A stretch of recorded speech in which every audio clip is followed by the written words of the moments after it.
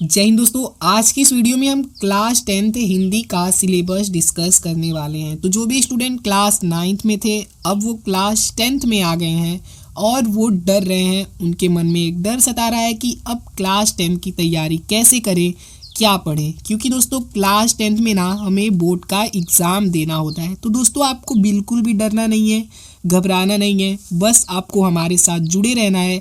आप हमारे साथ जुड़े रहिए, आपकी तैयारी को बेहतर से बेहतरीन कराने की हम गारंटी लेते हैं, हम आपका पूरा साथ देंगे। ठीक है, तो चलिए देखते हैं क्लास 10th हिंदी का सिलेबस क्या है। ओके, सिलेबस देखने से पहले हम सबसे पहले देखते हैं कि क्लास 10th हिंदी का जो एग्ज़ाम पैटर्न है वो क्या होने वाला है। ठीक है, तो दोस्तों हिंदी का पेपर टोटल 100 नंबर का होता है। ध्यान से समझिए 100 नंबर का कैसे होता है। तो दोस्तों 30 नंबर ना आपका स्कूल से मिल जाता है, आपका फाइल वाइल बनता है या फिर प्रैक्टिकल वाइवा होता है या फिर आपके टेस्ट होते हैं। ठीक है, तो 30 नंबर आपका स्कूल से मिल जाता है। फिर बचता है हमारा 70 नंबर जो कि बोर्ड देता है हमें। ठीक है, यूपी बोर्ड एग्ज़ाम से आपको 70 नंबर का पेपर करना होगा। ठीक है, 30 नंबर स्कूल से और 70 नंबर बोर्ड से। ये हो गया हमारा एग्जाम पैटर्न। ठीक, तो दोस्तों 30 नंबर तो हमें स्कूल से मिल जाता है, लेकिन अब बचता है हमारा 70 नंबर जिसका हमें पेपर देना होता है, जिसका बोर्ड एग्जाम में पेपर होता है 70 नंबर का। ठीक है, तो 70 नंबर में कौन कौन से प्रश्न आएंगे, क्या क्या आएगा, सब आपको बताएंगे। बस वीडियो में लास्ट तक बने रहिए। ठीक है, ध्यान से समझिए क्या क्या आपको 70 नंबर में करना होगा, क्योंकि भाई 30 नंबर तो हमें स्कूल से मिल जाएगा। ठीक है, तो दोस्तों 70 नंबर में ना सबसे पहले आपको 20 नंबर का एमसीक्यू यानी कि बहुविकल्पी प्रश्न देखने को मिलेगा आपके क्वेश्चन पेपर में, आपके प्रश्न पत्र में। ठीक है, जो कि खंड अ होने वाला है, जिसके लिए आपको OMR शीट दिया जाएगा और 20 नंबर का आपको बहुविकल्पी करना होगा।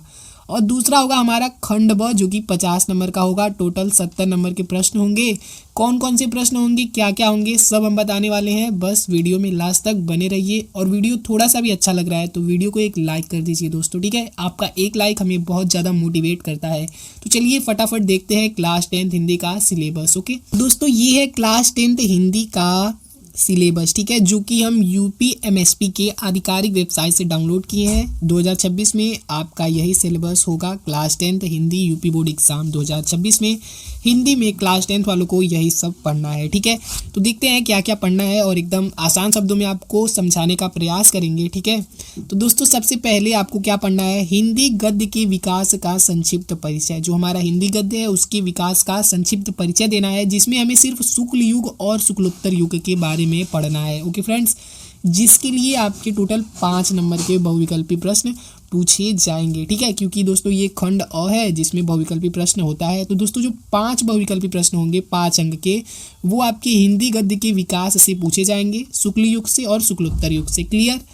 फिर दूसरा हमें पढ़ना है कि हिंदी पद्य के विकास का संक्षिप्त परिचय। ठीक है, जिसमें हमें रीतिकाल एवं आधुनिक काल पढ़ना है, जिसके लिए आपको 5 नंबर दिया जाएगा। उसके बाद दोस्तों तीसरा हमें काव्य सौंदर्य के तत्व पढ़ना है, जिसमें हमें रस पढ़ना है। रस से बहुविकल्पी प्रश्न 1 नंबर का पूछा जाएगा। ठीक है, उसके बाद हमें अलंकार पढ़ना है। रस में हमें हास्य एवं करुण रस पढ़ना है, परिभाषा, उदाहरण एवं पहचान। ठीक है, तो रस से 1 नंबर का बहुविकल्पी प्रश्न बनेगा। अलंकार से हमें उपमा, रूपक एवं उत्प्रेक्षा अलंकार पढ़ना है, जिससे 1 नंबर का बहुविकल्पी प्रश्न बनेगा। छंद में हमें सोरठा एवं रोला पढ़ना है, जिसके लिए 1 नंबर का बहुविकल्पी प्रश्न बनेगा। ठीक है, नेक्स्ट हमारा होगा हिंदी व्याकरण, जिसमें शब्द रचना के तत्व के बारे में हमसे बहुविकल्पी प्रश्न पूछा जाएगा। उपसर्ग पूछा जाएगा, समास पूछा जाएगा। समास में हमें द्वंद्व समास, द्विगु समास, कर्मधारय समास और बहुव्रीहि समास से रिलेटेड MCQ क्वेश्चन पूछे जाएंगे, बहुविकल्पी प्रश्न पूछे जाएंगे। ठीक है, नेक्स्ट हमें तद्भव, तत्सम एवं पर्यायवाची शब्द से बहुविकल्पी प्रश्न देखने को मिलेगा। अब चलिए आगे देखते हैं।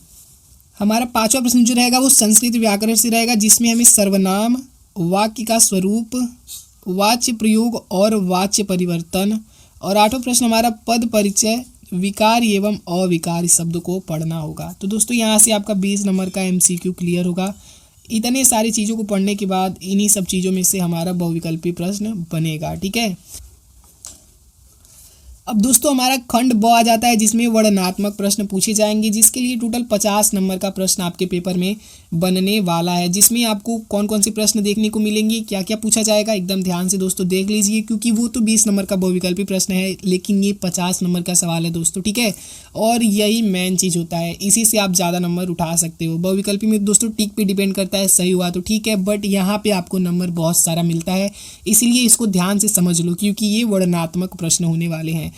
तो इसमें सबसे पहला प्रश्न जो पूछेगा वो गद्य हेतु निर्धारित पाठ्य वस्तु से गद्यांश पर आधारित प्रश्न पूछा जाएगा, जो टोटल 6 नंबर का पूछा जाएगा, ठीक है। एक प्रश्न के 2 नंबर मिलने वाले हैं आपको, ठीक है। 3 प्रश्न पूछे जाएंगे, आपके पाठ्य पुस्तक में से एक गद्यांश दिया जाएगा जिससे रिलेटेड 3 प्रश्न पूछे जाएंगे, टोटल आपको 6 नंबर मिलेगा। ठीक उसी प्रकार से दूसरे प्रश्न में पद्य से आपको एक गद्यांश दिया जाएगा, सॉरी फ्रेंड्स, पद्य से आपको एक पद्यांश दिया जाएगा जिससे रिलेटेड 3 क्वेश्चन पूछे जाएंगे, जिसके लिए आपको 6 नंबर मिलेगा। तीसरा प्रश्न जो आपसे पूछेगा खंड ब में, वो पूछेगा संस्कृत गद्यांश का संदर्भ सहित हिंदी अनुवाद, ठीक है। संस्कृत से आपको एक गद्यांश दिया जाएगा जिसका संदर्भ आपको लिखना होगा और उस गद्यांश का हिंदी में अनुवाद करना होगा। 5 नंबर का दोस्तों पूछा जाएगा।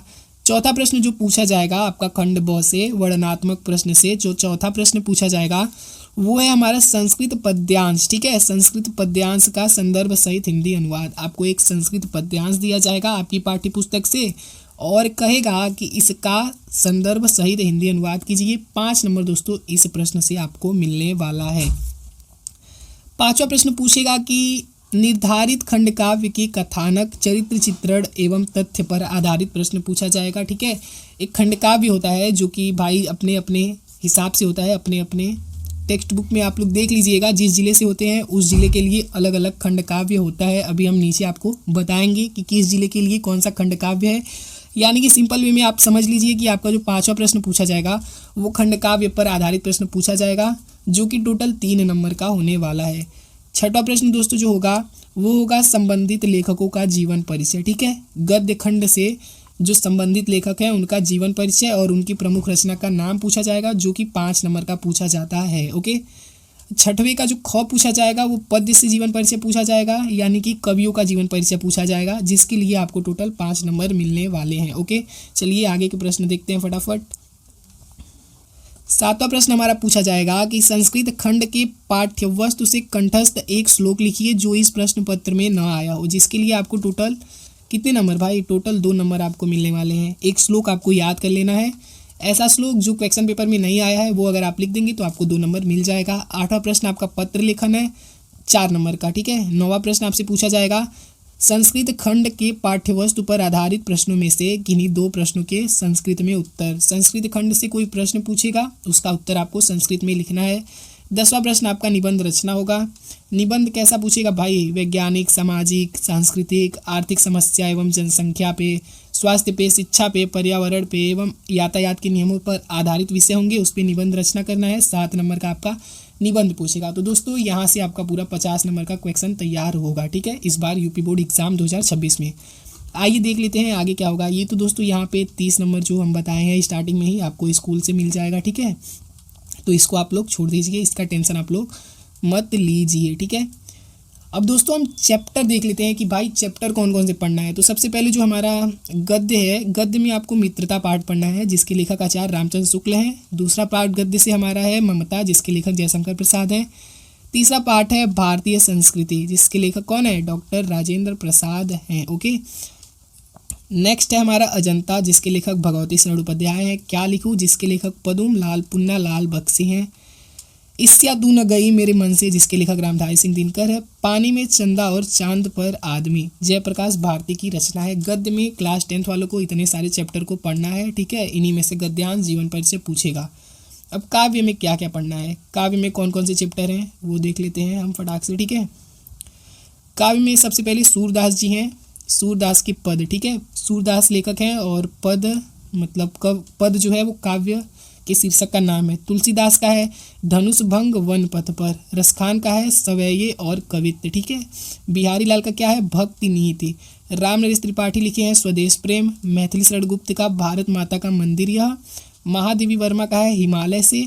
वर्षा सुंदरी के प्रति। फिर सुमित्रा नंदन पंत का है चींटी चंद्रलोक में प्रथम बार, मतलब ये कविताओं का नाम है दोस्तों, ठीक है। माखनलाल चतुर्वेदी का है पुष्प की अभिलाषा और जवानी। सुभद्रा कुमारी चौहान झांसी की रानी की समाधि पर कविता है, ठीक है, सुभद्रा कुमारी चौहान की कविता है। ये सब सिलेबस है दोस्तों, क्लास 10th में आपको यही सब पढ़ना है इस बार। अशोक वाजपेयी का है भाषा एक मात्र अनंत है और युवा जंगल। श्याम नारायण पांडे का है हल्दी घाटी और केदारनाथ सिंह का है नदी, ठीक है। तो ये हो गया हमारा काव्य हेतु और ये हो गया हमारा गद्य हेतु, ओके। अब बचता है हमारा दोस्तों संस्कृत। संस्कृत में हमें कौन कौन से चैप्टर पढ़ना है इस बार 2026 में? तो संस्कृत में हमें वाराणसी नामक पाठ पढ़ना है, देशभक्त चंद्रशेखर नामक पाठ पढ़ना है, भारतीय संस्कृति नामक पाठ पढ़ना है, वीर वीरेण पूज्यते नामक पाठ पढ़ना है, अडुरी स्वकेतु संवाद नामक पाठ पढ़ना है, जीवन सूत्राणि पढ़ना है, प्रबुद्धो ग्रामीण पढ़ना है, केन की वर्धते पढ़ना है और अन्योक्ति विलासा पढ़ना है, ठीक है। अब आगे देखते हैं हम दोस्तों, यहाँ पे देखिए खंड काव्य दिया है, ठीक है। अब खंड काव्य आप लोग अपने ज़िले के हिसाब से देख लेना, जैसे कि मान लीजिए फॉर एग्जांपल हम बता देते हैं कि मुक्तिदूत मान लीजिए खंड काव्य है, ठीक है। तो मुक्तिदूत जो है वो बस्ती, गाजीपुर, फतेहपुर और बाराबंकी ज़िले में पूछा जाएगा और किसी ज़िले में नहीं पूछेगा, और किसी ज़िले के क्वेश्चन पेपर में मुक्तिदूत आपसे नहीं पूछेगा, ठीक है। समझ में आ गया ना? वैसे ही दोस्तों आप लोग देख लीजिए आपके ज़िले के हिसाब से कौन सा खंड काव्य है, ठीक है। ऐसे दोस्तों हमारा मातृभूमि के लिए है जो कि गोरखपुर, मुरादाबाद, शाहजहांपुर, लखीमपुर खीरी, ठीक है, लखीमपुर खीरी, मैनपुरी, मुजफ्फरनगर, ठीक है। इन जिलों में मातृभूमि के लिए जो खंड काव्य है वो पूछा जाएगा, ठीक है। तो इसी हिसाब से आप देख लीजिएगा आपके ज़िले में कौन कौन से मतलब खंड काव्य हैं वो आप लोग तैयार कर लीजिएगा, ठीक है। तो ये था क्लास 10th हिंदी का सिलेबस। आई होप अब आप लोगों की तैयारी अच्छे से होगी, ठीक है। और आपको नेक्स्ट किस सब्जेक्ट का सिलेबस चाहिए आप लोग कमेंट करके बता दीजिए, हम वो सिलेबस अपलोड कर देंगे, ठीक है। तो आप लोग अपनी तैयारी अच्छे से कीजिए। होप ये वीडियो यूज़फुल रही होगी। तब तक के लिए जय हिंद, वंदे मातरम, ओके फ्रेंड्स।